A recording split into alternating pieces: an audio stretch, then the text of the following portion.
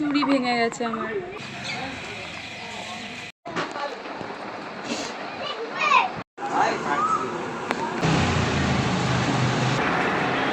আগে আগে এলি না, পুরো মিস করলি।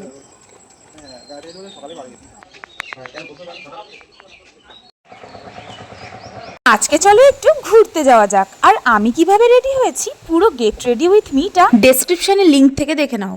এখানে কিন্তু ছাতাটা আমি অবশ্যই নিয়ে নিয়েছি, কারণ এত রোদ আর দিনের বেলা বেরোবো ছাতা নেব না, এটা তো হতেই পারে না। তো চলো এবার যাওয়া যাক। আর প্রথমেই কিন্তু আমরা যাব গিফটের দোকানে। ও তার আগে বলে দিই, আজকে কিন্তু যাচ্ছি আমার এক বন্ধুর দিদির আশীর্বাদে, তো গিফটটা আমরা যাওয়ার পথে নিয়ে নেব। চলে এলাম গিফটের দোকানে, আর গিফটটা আমাদের তখনও কিন্তু রেডি হচ্ছিল, তো এখানে একটু ওয়েট করছিলাম। আর আমরা এই গিফটটা নিয়েছি।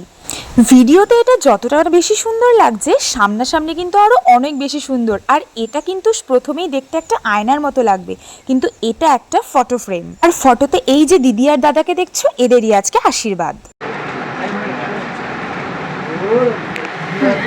এবার সোজা বসে গেলাম অটোতে, আর অটোতে করে এখন সোজা চলে যাব চাকদা। আর এই দেখো আমরা নেমেও গেছি, আর এখানে আমাদের জন্য ওরা ওয়েট করছিল। তারপর বাড়িতে ঢুকতেই দেখলাম এখানে রান্না বান্না হচ্ছে। তারপর যেটা হয়, অনেক দিন পর পুরনো বন্ধুদের সাথে দেখা হয়েছে, তো এখানে সবাই মিলে বসে আড্ডা মারছিলাম, গল্প করছিলাম, হাসাহাসি করছিলাম। তো অনেক দিন পর না দারুণ লাগছিল।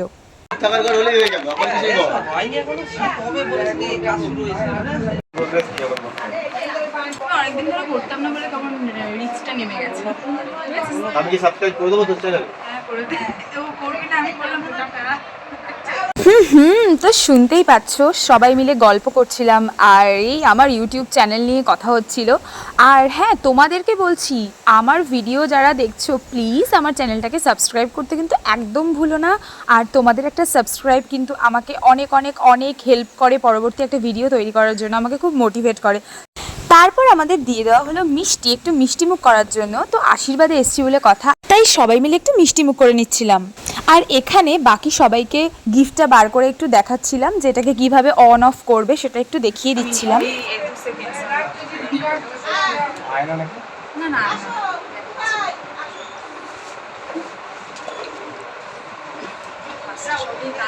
ম্যাজিক আয়না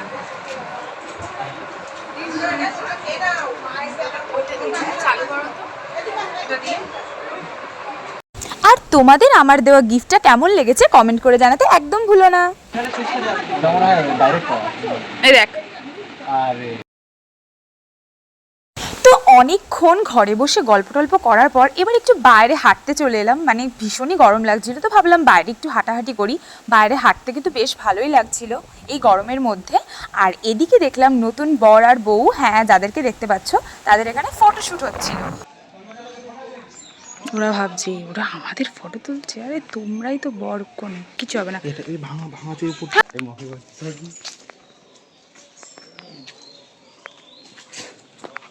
তো আমি এখানে একা একাই অনেক দিন পর এসেছি, তো তো একা একাই একটু জায়গাটা ঘুরে দেখছিলাম। বিদ্যুৎ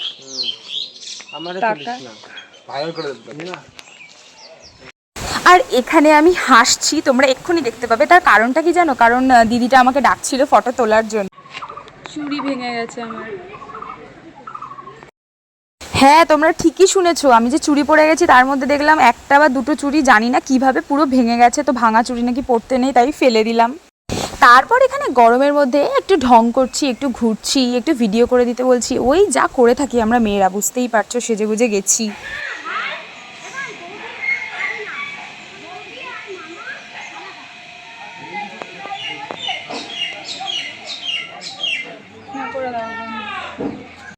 আর এখানে দেখলাম সবাই খেতে বসে গেছে, তো আমাদের সব বন্ধুরা তখনও আসেনি, আমরা ওয়েট করছিলাম সবাই আসলে একসঙ্গে খেতে বসবো বলে।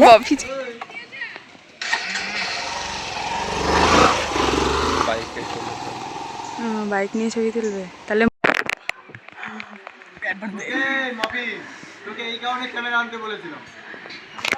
আগে না যে এত আগে আগে এলি না, পুরো মিস করলি।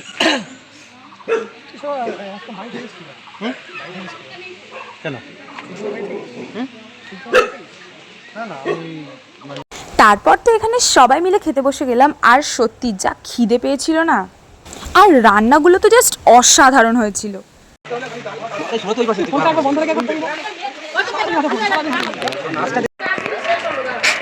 তো খাওয়া দাওয়া কমপ্লিট করে এবার একটু রেস্ট নিচ্ছিলাম, কারণ আমরা এক্ষুনি বেরিয়ে যাব। আর যেটা তোমাদের আগে বলেছি, এখন আমরা চলে এসেছি চাকদার রায়বাড়িতে।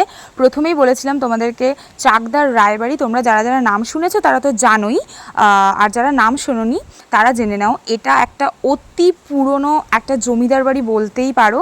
তো এটা তোমাদেরকে খুব ভালো করে এখন আমি দেখাবো। ঠিক আছে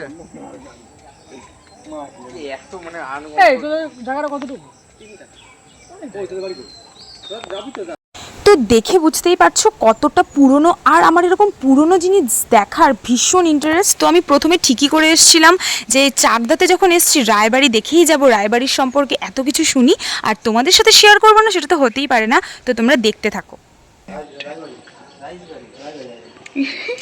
রাইস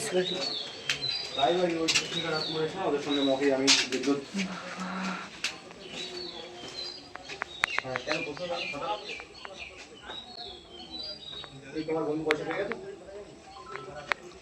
হ্যালো, তোমার বন্ধু আজকে পেয়ে গেছে পয়সা। বিষয়টা হচ্ছে আমি কোনো সময় যে নেশা করি তো আমাকে থেকে বলে কথা বলবে না। ওই আবার বলি আছে মানে জল চলে যেত, এই নদীতে আমরাও চলে যেতাম। তাহলে কি ছিল এটা, পুকুর ছিল? হ্যাঁ, সুইমিং পুলটা ছিল না কোনটা? তাহলে আবার ওখান রায়বাড়ির চারপাশটা কিন্তু বেশ চুপচাপ আর একদম নির্ঝুম নির্জন ছিল, বুঝতেই পারছো ভীষণই পুরনো জায়গা সেই জন্যই।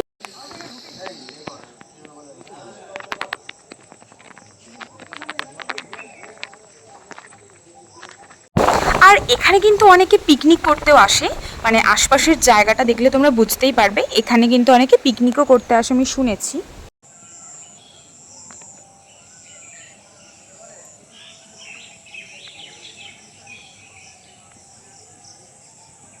তারপর আমরা এখান থেকে বেরিয়ে গেলাম।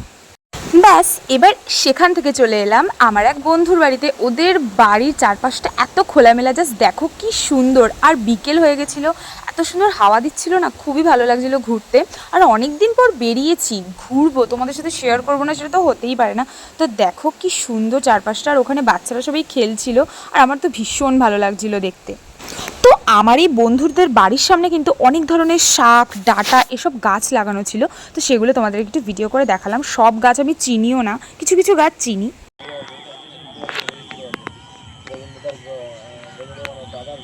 সারাদিন ধরে অনেক ঘোরাঘুরি করার পর এখন সোজা চলে এসেছি বাড়িতে, আর ড্রেস চেঞ্জ করে নিয়েছি, আর একটু এনার্জি নেই। তো ভিডিওটা ভালো লাগলে অবশ্যই আমার চ্যানেলটাকে সাবস্ক্রাইব করতে ভুলবে না। দেখা হচ্ছে নেক্সট ভিডিওতে, আর টাটা। তোমরা সবাই অনেক ভালো থেকো। সাবস্ক্রাইব করো, সাবস্ক্রাইব।